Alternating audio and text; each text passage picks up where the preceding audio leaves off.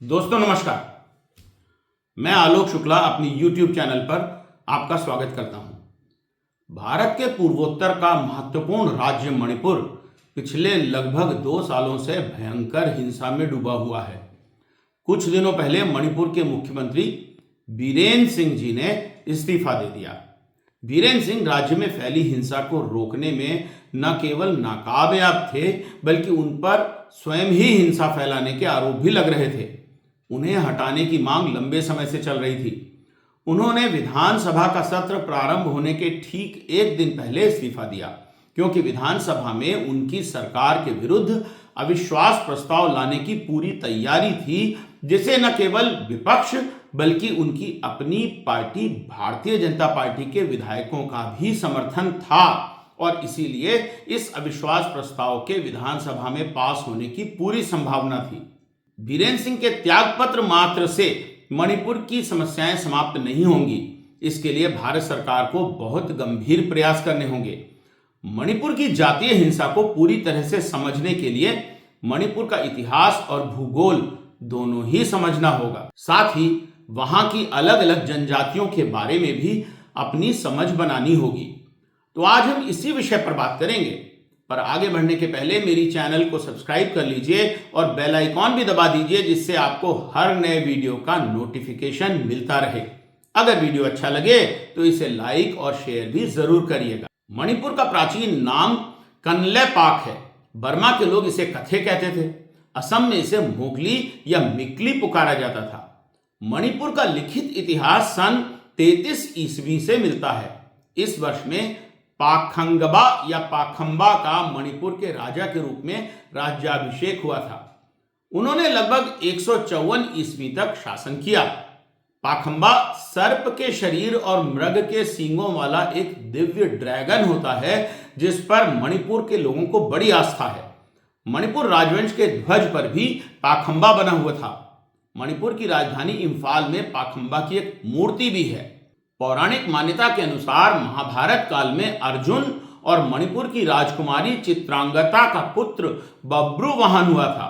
बब्रुवाहन का पुत्र हुआ जो दिन में देवताओं और रात में पुरुष का रूप धारण करता था। बब्रुवाहन के पुत्र का नाम सुप्रबाहु था। पौराणिक मान्यता के अनुसार मणिपुर का पहला सम्राट पाखंगबा सुप्रबाहु का पुत्र था। इसके बाद मणिपुर में बहुत से राजा हुए। कियांबा नाम के राजा बड़े प्रसिद्ध हैं, जो 1467 में राजा बने थे। उन्होंने विष्णुपुर में विष्णु मंदिर का निर्माण कराया था। 19वीं सदी के आरंभ तक मणिपुर स्वतंत्र राज रहा। 1819 से 1825 तक बर्मी लोगों ने मणिपुर पर कब्जा करके शासन किया। 31 मार्च और 27 अप्रैल 1891 के बीच अंग्रेजों और मणिपुरियों के मध्य युद्ध हुआ था, जिसे खेंगजोम युद्ध भी कहा जाता है। युद्ध में अंग्रेजों की जीत हुई, लेकिन राजा टिकेंद्रजीत सिंह ने अंग्रेजों को बड़ी कड़ी टक्कर दी। मणिपुर के वीर सेनानी पाउना ब्रजवासी ने इस युद्ध में वीरगति प्राप्त की थी। मणिपुर ब्रिटिश सरकार के प्रोटेक्टोरेट के रूप में एक स्वतंत्र रियासत बना रहा। 1947 में भारत की आजादी के समय मणिपुर के राजा बोधचंद्र थे। कहते हैं कि तत्कालीन गृह मंत्री सरदार पटेल ने उन्हें शिलोंग के सर्किट हाउस में बुलाकर हाउस अरेस्ट कर लिया था और उन्हें तभी छोड़ा गया था जब 21 सितंबर 1949 को उन्होंने मणिपुर के भारत में विलय की संधि पर हस्ताक्षर कर दिए। 15 अक्टूबर 1949 को मणिपुर भारत का अंग बना। 21 जनवरी 1972 को मणिपुर को पूर्ण राज्य का दर्जा मिला और 60 निर्वाचित सदस्यों वाली विधानसभा गठित की गई। इसमें 19 अनुसूचित जनजाति, 1 अनुसूचित जाति के लिए आरक्षित है। मणिपुर से लोकसभा की 2 सीटें और राज्यसभा की 1 सीट है। मणिपुर के सबसे पुराने निवासी मेतेई लोग हैं। मेतेई के अलावा मणिपुर में नागा, कुकी और बहुत सी दूसरी जनजातियों के लोग रहते हैं। इनमें से बहुत सी जनजातियां चिन कुकी मिजो समुदाय की हैं। इसके अतिरिक्त कुछ गोरखा, असमिया और मुस्लिम भी इंफाल के आसपास के क्षेत्रों में रहते हैं। मेतेई हिंदू हैं और अन्य जनजातियां मुख्य रूप से ईसाई धर्म को मानती हैं। मणिपुर में जातीय संघर्ष का लंबा इतिहास रहा है। पूर्व में नागा और कुकी लोगों के बीच भी संघर्ष होता रहा है। अंग्रेजों की बांटो और राज करो की नीति के तहत इस संघर्ष को बढ़ावा दिया गया। उन्होंने जानबूझकर नागा और कुकी गांव आसपास बसाए जिससे ये आपस में लड़ते रहें और उन पर नियंत्रण करना आसान रहे। स्वतंत्रता प्राप्ति के बाद भी मणिपुर के संबंध में भारत सरकार की समझ ठीक से नहीं बन सकी। शेष भारत के लोग शायद ही मणिपुर के बारे में ज्यादा जानते हैं। उनके लिए ये कोई बहुत दूर की जगह है जहां की परिस्थितियों से उनका कोई लेना देना ही नहीं है। इसीलिए मणिपुर में संघर्ष सुलगता रहा और अब यह बढ़कर बड़ी आग में तब्दील हो गया है। पिछले 2 सालों में लगभग 175 लोगों की जान जा चुकी है, हजारों लोग घायल हुए हैं, बड़ी संख्या में लोगों को अपने गांवों और घरों को छोड़कर भागना पड़ा है। अपने ही देश में वे शरणार्थी बन चुके हैं। 5000 से ज्यादा आगजनी की घटनाएं हुई। 386 धार्मिक स्थलों में तोड़फोड़ की गई है, जिनमें 254 गिरजाघर और 132 मंदिर थे। मणिपुर की हिंसा पर वीडियो रिपोर्ट देखिए।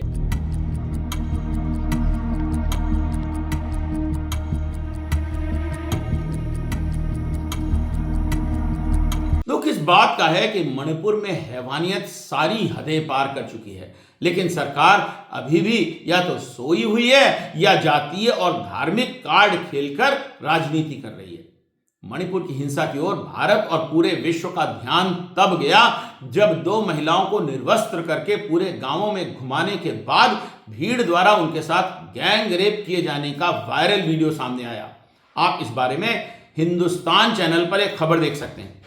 लाचारी, बेबसी और अंतहीन दर्द, क्या उस व्यक्ति की पीड़ा की कल्पना की जा सकती है जिसने देश की रक्षा की कसम खाई थी लेकिन परिवार अपनी पत्नी की रक्षा ना कर सका। उसकी बेबसी की कल्पना कीजिए जब उसके घर को आग के हवाले कर दिया गया, उसके फसलों को बर्बाद कर दिया गया। उसके दर्द की कल्पना कीजिए जब दरिंदों की भीड़ उसकी पत्नी के कपड़े नोच रहे थे। पूरे बदन से एक एक धागा उतार देने के बाद भी मन नहीं भरा। सैकड़ों की भीड़ ने हैवानियत की हदें पार कर दी। फिर भीड़ के भेड़ियों ने उसकी पत्नी के साथ गैंगरेप किया। हालांकि मणिपुर में जातीय विवाद और हिंसा काफी लंबे समय से रहे हैं, परंतु हाल के कुछ महीनों में मणिपुर में आग लगी हुई है। आइए इसके कारण समझने की कोशिश करते हैं। मेइती लोग मणिपुर में सबसे अधिक लंबे समय से रह रहे हैं। नागा जनजातीय लोग भी बहुत समय से मणिपुर में निवास कर रहे हैं। नागा लोग न केवल मणिपुर में बल्कि अरुणाचल प्रदेश और म्यांमार में भी बड़ी संख्या में रहते हैं। कुकी जनजाति के लोगों की बड़ी संख्या भी म्यांमार में है। उनके म्यांमार की 40 से अधिक चिन समुदाय की जनजातियों से संबंध हैं। कुकी लोगों के बारे में पहला संदर्भ 1777 के ब्रिटिश अभिलेखों में मिलता है, जब इस जनजाति के लोगों ने चिटगांव पर हमला किया था। उस समय वॉरेन हेस्टिंग्स बंगाल का गवर्नर था। सर जेम्स जॉनस्टोन, जो 1877 से 1886 तक मणिपुर का पॉलिटिकल एजेंट था, उसने अपनी पुस्तक मणिपुर एंड नागा हिल्स में लिखा है कि कुकियों के बारे में पहली बार लगभग 1830 के आसपास सुना गया था। लेखक और इतिहासकार मौलिम निंगथौजा के अनुसार अंग्रेजों ने कुकियों को पुराने कुकी और नए कुकियों में विभाजित किया था। निंगथौजा का कहना है कि पुराने कुकी पूरी तरह से नागा लोगों के साथ हिल मिल गए हैं और उनकी अलग पहचान अब संभव नहीं है। वे कब मणिपुर आए थे इसकी जानकारी भी नहीं है। 1986 में छपे मणिपुर गजेटियर के अनुसार उस समय लगभग 8000 पुराने कुकी मणिपुर में थे और लगभग 17000 नए कुकी लुशाई हिल्स से हाल ही में आए थे। नए कुकी लगातार म्यांमार से मणिपुर आते रहे हैं। वर्तमान जनजातीय संघर्ष इन्हीं के साथ है। इन्हें अंग्रेज मर्सिनरी सैन्य के रूप में घाटी की सुरक्षा के लिए लेकर आए थे, जिससे घाटी की नागा लोगों से रक्षा की जा सके। इन नए कुकियों और नागाओं के बीच लंबे समय तक संघर्ष चला। वर्तमान समस्या की जड़ में म्यांमार से लगातार कुकियों का मणिपुर अवैध अप्रवासन है, जिसके कारण मणिपुर की पहाड़ियों में कुकियों की जनसंख्या बढ़ती ही जा रही है। अंग्रेजों ने बांटों और राजकरों की नीति के अंतर्गत मणिपुर के 2 प्रशासनिक भाग बनाए थे। मणिपुर की घाटी में इम्फाल और उसके आसपास के क्षेत्र हैं, जहां पर मुख्य रूप से मेतेई रहते हैं। घाटी में खेती की संभावना अच्छी है और विकास भी अधिक हुआ है। मेतेई लोग पढ़े लिखे हैं और राजनीतिक रूप से अधिक ताकतवर भी हैं। दूसरी ओर पहाड़ियों में कुकी और नागा रहते हैं। वे कम पढ़े और पिछड़े हैं और अपनी समस्याओं की जड़ मेतेई लोगों को मानते हैं। वे मानते हैं कि मेतेई लोग उनका शोषण करते हैं। इस प्रकार मणिपुर का घाटी और पहाड़ी क्षेत्रों में विभाजन सा हो गया है।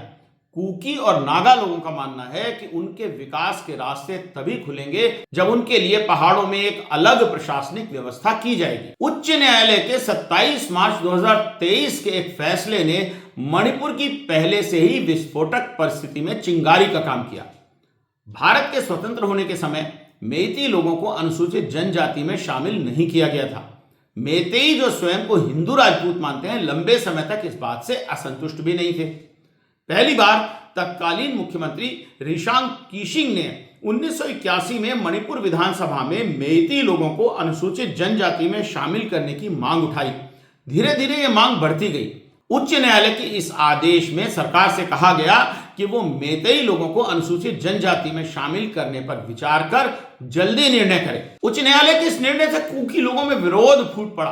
कुकी मेइतेई लोगों को अनुसूचित जनजाति का दर्जा दिए जाने का विरोध कर रहे हैं। उनका कहना है कि घाटी की अच्छी जमीनें, उद्योग और राजनीतिक शक्ति ये तो पहले से मेइतेई लोगों के पास है ही। अगर उन्हें अनुसूचित जनजाति का दर्जा दे दिया गया तो कुकी लोगों के पास अनुसूचित जनजाति होने से जो सुरक्षा है वो समाप्त हो जाएगी और पहाड़ों की भूमि पर भी मेइतेई लोगों का ही कब्जा हो जाएगा। उन्हें लगता है कि वे अपने घर से ही बेघर हो जाएंगे। हालांकि सरकार की अपील के बाद उच्च न्यायालय ने अपना यह फैसला बदल दिया है, परंतु तब तक बहुत देर हो चुकी थी और मणिपुर में हिंसा की आग भड़क चुकी थी। मणिपुर म्यांमार से लगभग घिरा हुआ सा है। मेइतेई लोगों का कहना है कि कुकी लोगों के संबंध म्यांमार के उग्रवादियों और अफीम उत्पादकों के साथ हैं। वे हथियारों और मादक पदार्थों की तस्करी करते हैं। उनमें से अधिकांश अवैध अप्रवासी हैं और इन अवैध लोगों की संख्या बढ़ती ही जा रही है। मेइतेई मानते हैं कि कुकी मणिपुर और भारत के लिए खतरा हैं और वे उन्हें मणिपुर से बाहर निकालना चाहते हैं। मणिपुर सरकार ने पहाड़ी जिलों उखरुल, सेनापति, कांगपोई, कामजोंग, चूड़ा चंद्रपुर और तंगनोपाल में अफीम की खेती के विरुद्ध अभियान 2017 में प्रारंभ किया था। इस अभियान को 2017 से 2023 के बीच में चलाया गया तो इसमें 2518 लोगों को एनडीपीएस एक्ट में गिरफ्तार किया गया। इनमें से केवल 873 ही कुकी थे, 1083 मुस्लिम थे, 381 मेइतेई थे, 181 अन्य जातियों के थे। रिकॉर्ड के अनुसार कुकी क्षेत्र में केवल 13,121.8 एकड़ में और नागा क्षेत्र में केवल 2,340 एकड़ में ही अफीम की खेती होती है। दूसरी ओर कुकी लोग अफीम की फसल को नष्ट करने और कुकी लोगों की गिरफ्तारियों को अपने रोजगार के अवसर छीनने के रूप में देखते हैं। उनका कहना है कि उनकी फसल नष्ट करने का मुआवजा भी सरकार ने उन्हें नहीं दिया। कुकी क्षेत्रों में सरकार की इस कार्यवाही का बड़ा विरोध होता है, जिससे कई बार हिंसा भी होती है। सरकार इसे सरकार विरोधी और राष्ट्र विरोधी गतिविधि मानती है। सरकार का कहना है कि कुकी नेशनल आर्मी और जोमी रिवोल्यूशनरी आर्मी जैसे आतंकी समूहों का इस हिंसा को समर्थन है। वर्ष 2016 में कुकी समुदाय के साथ शांति वार्ता प्रारंभ हुई थी, जिसके परिणाम स्वरूप कुकी अतिवादी समूहों के साथ एक सस्पेंशन ऑफ ऑपरेशंस या SOO समझौते पर हस्ताक्षर किए गए थे। 10 मार्च 2023 की हिंसा के बाद बीरेन सिंह सरकार ने इस समझौते को रद्द करने का निर्णय लिया। हालांकि कुकी लोगों को लगता था कि 2022 के चुनावों के बाद कुकी लैंड की उनकी मांग पर विचार किया जाएगा और इसीलिए उन्होंने चुनावों में भाजपा का समर्थन भी किया था, परंतु बीरेन सिंह सरकार के द्वारा सस्पेंशन ऑफ ऑपरेशंस को एकतरफा रद्द करने के निर्णय से उनकी ये आशा समाप्त हो गई और हिंसा में वृद्धि हुई। वन इंडिया न्यूज पर इस संबंध में एक रिपोर्ट देखिए। Few days back, the BJP-backed Manipur government had decided to withdraw from an agreement with two tribal militant groups, alleging that they were influencing agitation among forest encroachers. This withdrawal was from the tripartite suspension of operation agreement between the Government of India, the Manipur government and the two umbrella group of Kuki militants, which are the Kuki National Army and Zomi Revolutionary Army. The revocation of this agreement has now raised several questions, as Home Minister Amit Shah, ahead of the last year's assembly elections, had promised to solve the Kuki issue if the BJP was voted to power. After this, the Kuki groups had officially announced their support for the BJP. इस बीच मणिपुर में सरकार की विश्वसनीयता को एक audio tape के leak होने से बड़ा धक्का लगा। कथित रूप से इसमें बीरेन सिंह की आवाज है और आरोप लगाया गया है कि टेप में बीरेन सिंह मणिपुर की जातीय हिंसा को बढ़ावा देते हुए सुनाई पड़ रहे हैं। ट्रूथ लैब की फोरेंसिक जांच में कहा गया है कि इसके बीरेन सिंह की आवाज होने का चांस 93% है। HW न्यूज इंग्लिश पर यह रिपोर्ट देखिए। An audio tape allegedly implicating CM Biren Singh's involvement in the state's deadly ethnic violence have made headlines.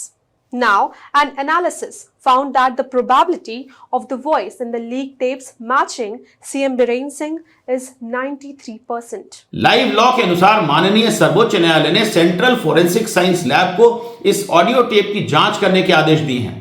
शायद यही कारण है कि पहले से ही अलोकप्रिय बीरेन सिंह को इस्तीफा देना पड़ा है। मणिपुर में राजनीतिक गतिविधियां मृतप्राय हो चुकी हैं, जिसके कारण सरकार पर लोगों का विश्वास नहीं रहा है। जब तक सरकार जनप्रतिनिधियों को साथ लेकर समस्या का हल निकालने का प्रयास नहीं करेगी, तब तक केवल प्रशासनिक और सैन्य तरीके से मणिपुर में शांति स्थापित होना मुश्किल ही दिखता है। आम लोगों में, चाहे वो कुकी हो अथवा मेइती, सरकार के प्रति विश्वास नहीं रहा है।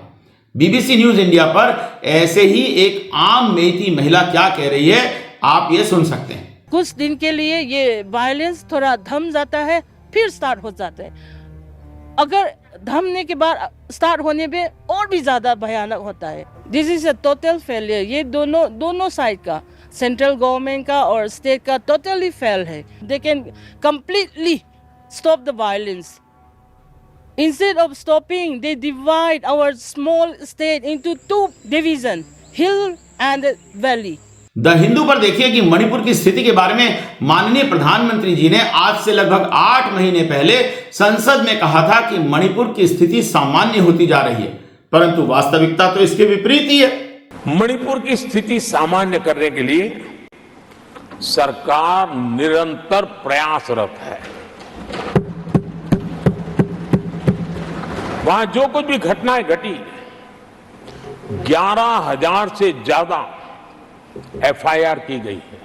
मणिपुर छोटा सा राज्य है, 11,000 FIR की गई है। 500 से ज्यादा लोग अरेस्ट हुए हैं। आदरणीय सभापति जी, इस बात को भी हमें स्वीकार करना होगा कि मणिपुर में लगातार हिंसा की घटनाएं कम होती जा रही है। इसका मतलब शांति का आशा रखना, शांति पे भरोसा करना संभव हो रहा है। आपने देखा कि माननीय प्रधानमंत्री जी ने अपने भाषण में कितनी FIR हुई और कितनी गिरफ्तारियां हुई ये तो बताया है, परंतु आम लोगों के घावों पर मरहम लगाने के लिए क्या किया गया ये नहीं बताया है। आपको याद होगा कि भारत की स्वतंत्रता के दिन बापू दिल्ली में उत्सव नहीं मना रहे थे, बल्कि नोआखली की गलियों में सांप्रदायिक सौहार्द स्थापित करने का प्रयास कर रहे थे। आज हमें मणिपुर में भी ऐसे ही नेतृत्व की आवश्यकता है, जो लोगों की भावनाओं को समझे, उनकी तकलीफों को महसूस करे और उनमें आपसी सद्भाव लाने का प्रयास करे। ये काम दिमाग से नहीं बल्कि दिल से ही हो सकता है। ये काम लाठी से नहीं प्यार से हो सकता है। ये काम स्वयं खतरा उठाकर दूसरों को बचाने की भावना से ही हो सकता है। आशा करना चाहिए कि भारत के नेतृत्व को कम से कम अब तो सद्बुद्धि आएगी और वे मणिपुर का दर्द समझेंगे। ऐसा नहीं हुआ तो मात्र मुख्यमंत्री के इस्तीफे से समस्या हल नहीं होगी। अभी तो मणिपुर में राष्ट्रपति शासन लगा दिया गया है, परंतु ये तो अस्थायी व्यवस्था ही हो सकती है। मणिपुर की समस्याओं को समझकर और वहां के लोगों के साथ मिलकर कोई ऐसा स्थायी हल निकालने की आवश्यकता है जिससे सबका भला हो। तो आज के लिए इतना ही। जल्दी ही फिर उपस्थित होऊंगा किसी नए विषय पर नए वीडियो के साथ प्रसंग में। तब तक के लिए नमस्कार।